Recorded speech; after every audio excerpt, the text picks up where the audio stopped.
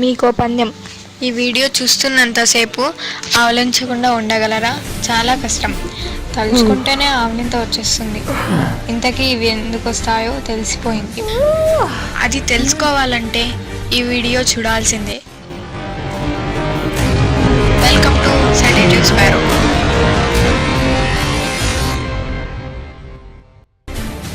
చదువుకోమంటే చాలు ఆయ్ అంటూ ఆవలించి నాకు నిద్ర వస్తోంది అనేస్తారు. అది చూసి మిమ్మల్ని తిట్టబోయిన అమ్మ కూడా ఆవలించేస్తుంది. అసలు ఇవి ఎందుకు వస్తాయి? వీటి వల్ల ప్రయోజనం ఏమిటి?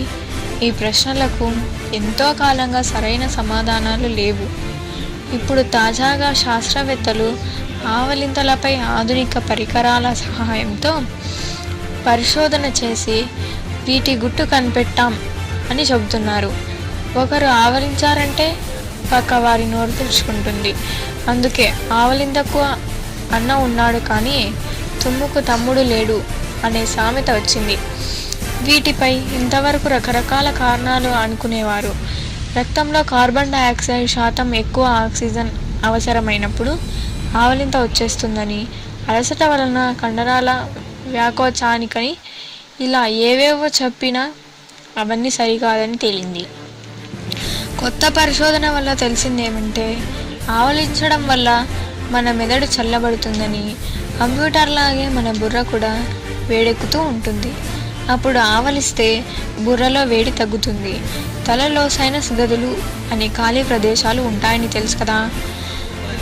ఆవలించినప్పుడు బుగ్గల దగ్గర ఉండే ఈ గదులు సాగి మెదడుకు గాలి సరఫరా చేస్తాయి.